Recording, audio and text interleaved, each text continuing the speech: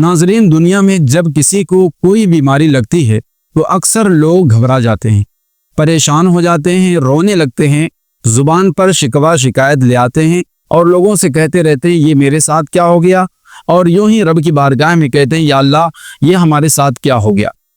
لیکن میرے پیارے ناظرین، کیا آپ جانتے ہیں کہ جس بیماری کو آپ برا سمجھتے ہیں ہو سکتا ہے وہی بیماری آپ کے لیے اللہ کی عظیم نعمت بن جائے، اور آپ کے لیے ممکن ہے وہی بیماری آپ کے گناہوں کا کفارہ بن جائے۔ کیا آپ جانتے ہیں کہ آپ کے دل کو یہ بیماری اللہ کے قریب کر دے اور ساتھ ہی آپ کو وہ مقام عطا فرما دے جو بعض اوقات بڑی بڑی عبادات کرنے سے بھی حاصل نہیں ہوتا۔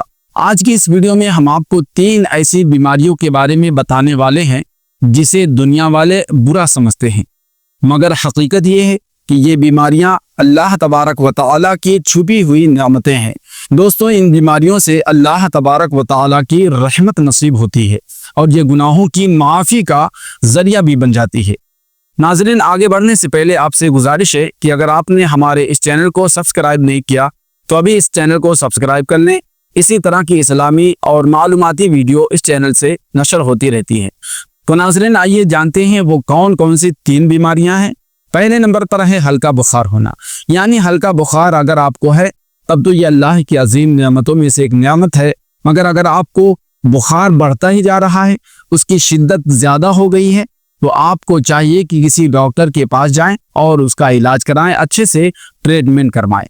لیکن اگر آپ کے جسم کے اندر ہلکا بخار ہے تو پریشان ہونے کی ضرورت نہیں، کیونکہ یہ بخار بعض اوقات انسان کے لیے اللہ کی نعمت اور گناہوں کی معافی کا ذریعہ بھی بن جاتا ہے۔ آپ کہیں گے وہ کیسے؟ تو آئیے میں آپ کو بتاؤں۔ حدیث پاک میں آتا ہے رسول اکرم صلی اللہ علیہ وسلم ایک مرتبہ حضرت ام سائب رضی اللہ عنہا کے پاس تشریف لے گئے، انہیں عیادت کے لیے تشریف لے گئے چونکہ وہ بیمار تھی۔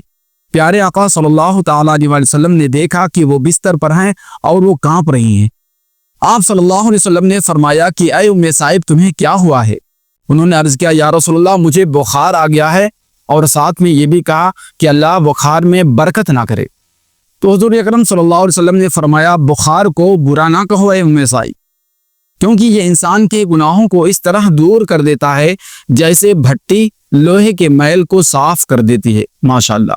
حضرت حکیم الامت مفتی احمد یار خان نعیمی رحمۃ اللہ علیہ فرماتے ہیں کہ بخار ایک ایسی بیماری ہے جو سر سے لے کر پاؤں تک ہر رگ پر اثر انداز ہوتی ہے، اس لیے یہ جسم کے تمام گناہوں کو معاف کرا دیتا ہے۔ ماشاءاللہ۔ ناظرین، اب جانتے ہیں دوسری بیماری کون سی ہے۔ تو دوسرے نمبر پر ہے زکام، یعنی کہ نزلہ۔ یہ بیماری ایک عام بیماری ہے جو کسی کو بھی ہو سکتی ہے۔ موسم تبدیل ہوتا ہے تو بخار زکام ہونے لگتا ہے، چاہے یہ بچہ ہو، چاہے جوان ہو، چاہے بوڑھا ہو، یا عورتیں ہوں، مرد ہوں، جو کوئی بھی ہو، یہ بیماری عموماً 3 سے 4 دن تک خود ہی ٹھیک ہو جایا کرتی ہے۔ ہمارے بزرگوں کا یہ طریقہ تھا کہ اگر 40 دن تک انہیں کوئی بیماری نہیں لگتی، بیماری نہیں آتی، کوئی پریشانی نہیں آتی، تو وہ اللہ کی پناہ مانگتے، اور اگر وہ توبہ و استغفار کرتے تو توبہ و استغفار کو بڑھا دیتے تھے، تسبیحات کو بڑھا دیتے کہ کہیں اللہ ہم سے شاید ناراض تو نہیں ہو گیا۔ تو ناظرین کرام، ہمیں نزلہ اور زکام کو بھی برا نہیں کہنا چاہیے، برا کہنا مناسب نہیں، یہ بھی بعض اوقات گناہوں کی معافی کا سبب بن سکتا ہے۔